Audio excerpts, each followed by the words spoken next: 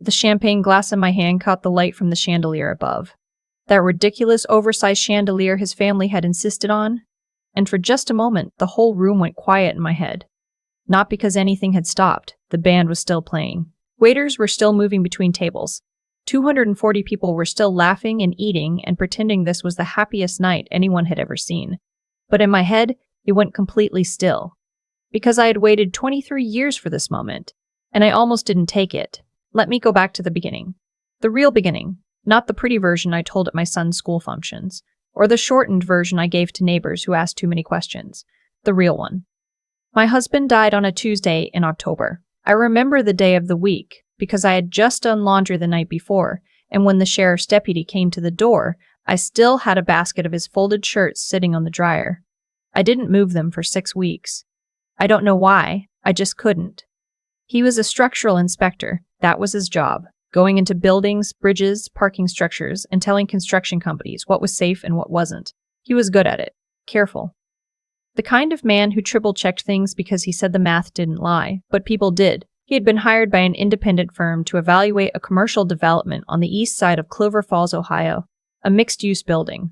Retail on the bottom, apartments above. The developer had been cutting corners on the reinforced concrete pours. My husband found it. He filed his report. 3 days later, he went back for a follow-up visit, and the east stairwell gave way. They said it was an accident. The site foreman said the area had been marked off. My husband's own firm said he must have gone somewhere he wasn't supposed to go. The developer, a man named Garrison Holt, said he was deeply saddened and that safety was always his top priority. I had a 6-year-old son and $1,400 in our checking account. I won't spend too long on those years because I lived them and they are mine, not a story. But I will say this. I learned very quickly the difference between people who said, "Let me know if you need anything," and people who actually showed up. Most people said the first thing. A handful did the second. I stopped being angry about that somewhere around year 3, because anger is expensive when you're raising a child alone and working double shifts at the hospital where I was a billing coordinator. My son. I'll call him my boy because that's what he was, even when he was 6 feet tall and shaving. Grew up knowing his father was a good man who died doing his job. That was the truth I gave him. What I didn't give him was the rest of it. The report I had requested through a public records attorney. The photographs I kept in a folder in the back of my filing cabinet. The name of the developer who had settled the OSHA violation quietly, paid a fine that amounted to a rounding error on his annual revenue, and gone right back to building things in 3 other counties. Garrison Holt. I knew his name the way you know the name of a disease that took someone from you. You don't say it out loud very often, but you never forget it. My boy was 29 when he told me he was getting married. I cried. Genuinely, completely, embarrassingly cried right there at my kitchen table. He had found a good woman. She was funny and direct, and she looked at him the way I had always hoped someone would look at him. Her name was June. I liked her immediately, which matters because I am not an easy woman to win over quickly.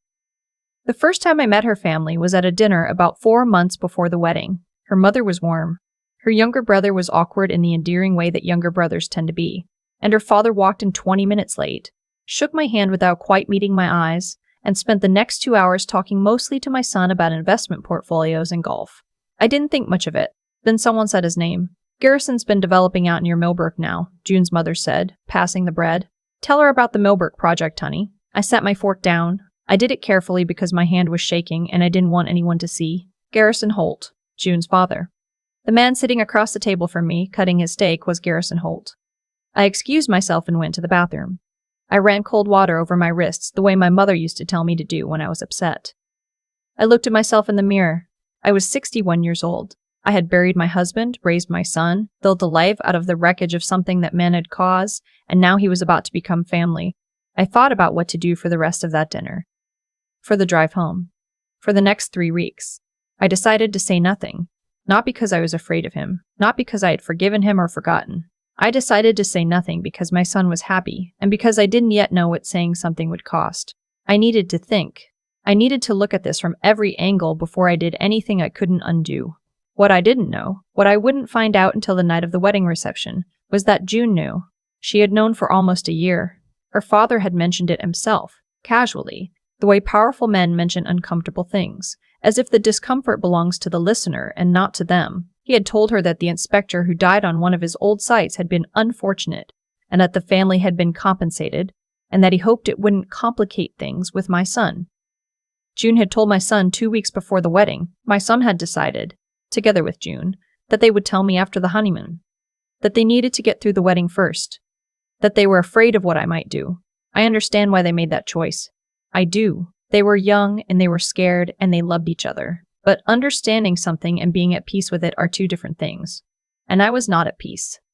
Here is what happened at the reception.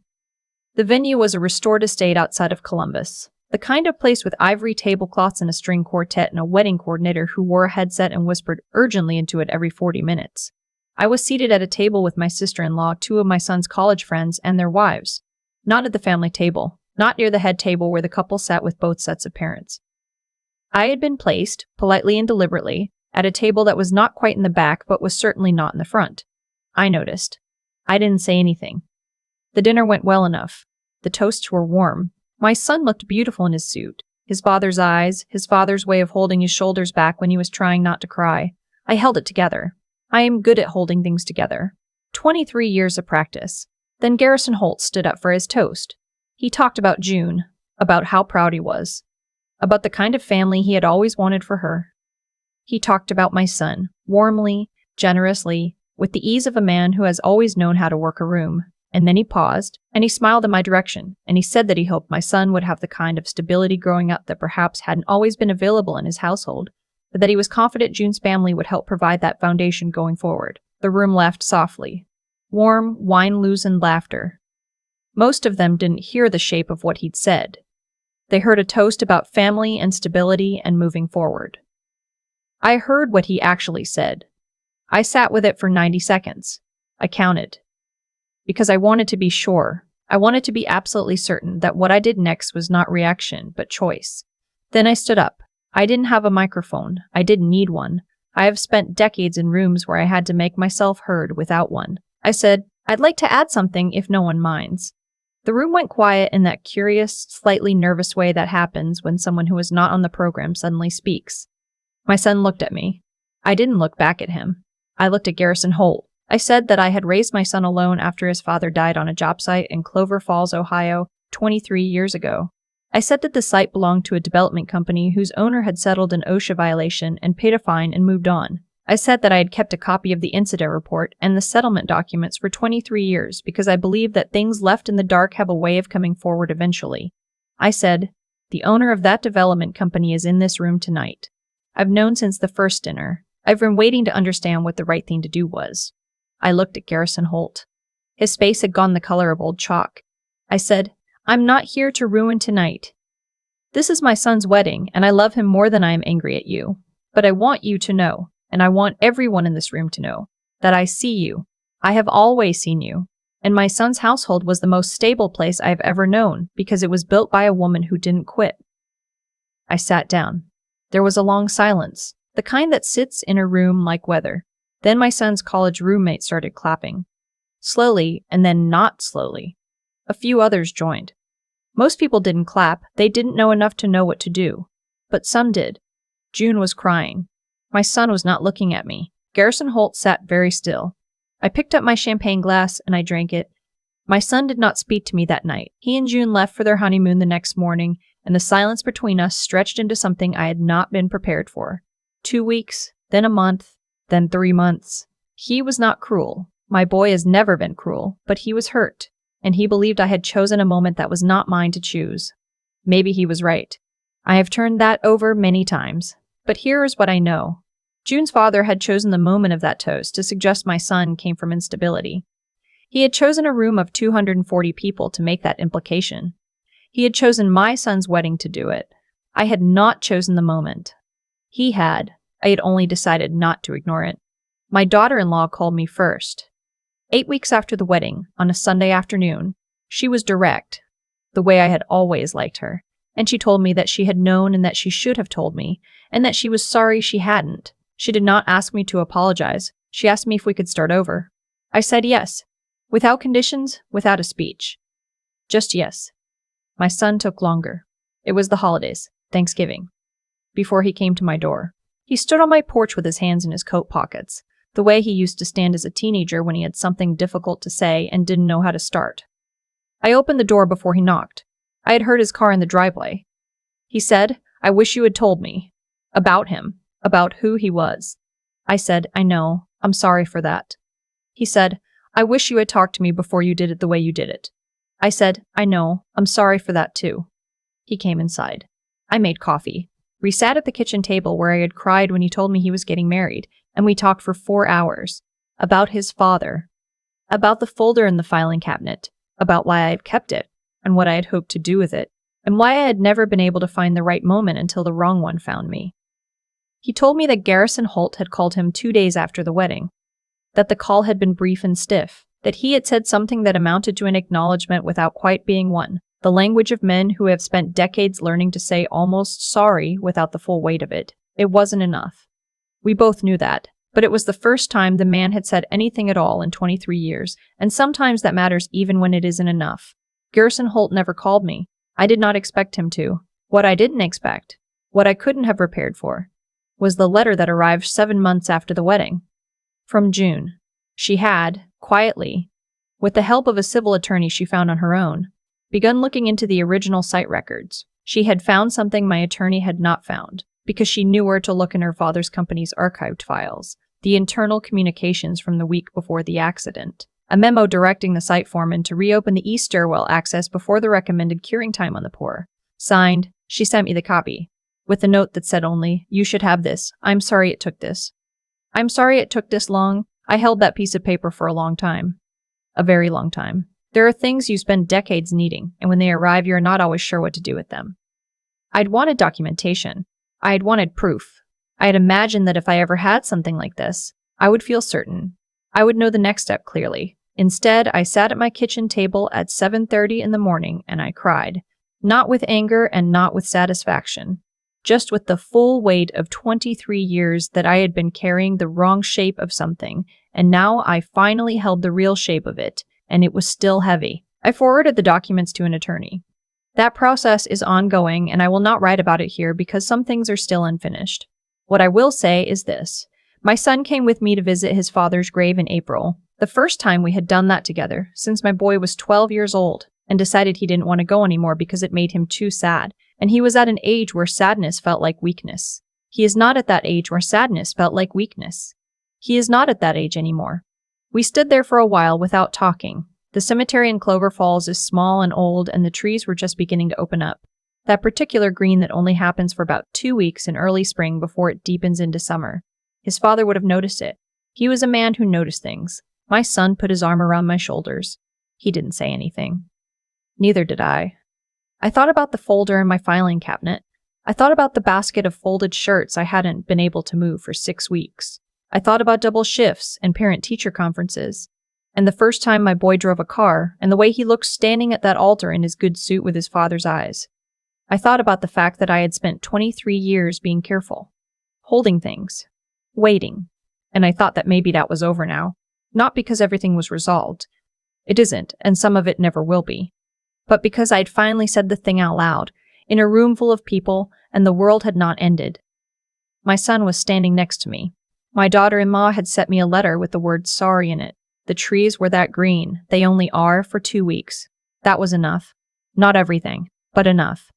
I don't know what the next months will bring. The legal process moves the way legal processes do, slowly and in language that costs money to understand. I am 63 years old, and I have learned that closure is not a door that closes cleanly. It's more like a window you stop trying to open. But my son calls me on Sundays now. We talk for an hour, sometimes longer. June sends me things she thinks I'd like, articles, photographs, once a cutting from a plant she was dividing. Small things. The kind of things people do when they are trying to build something with you rather than simply manage you. Garrison Holt has not commented publicly. His attorney sent a letter to my attorney that said nothing and cost a great deal of paper. He is still developing properties. Some things do not change quickly. But some things do. Last Sunday my son called and he told me that June was pregnant. He was crying before he finished the sentence. That same way his father used to cry, quietly and with obvious embarrassment about it. The way men of a certain generation cry when they are very happy and don't quite know what to do with that much feeling. I sat down on my kitchen stool and I pressed the phone against my ear and I listened to my boy cry about something good for the first time in a very long time. And I thought, Your grandfather would have known exactly what to say right now. He always did. I've thought a lot about what it means to carry something for 23 years and then put it down.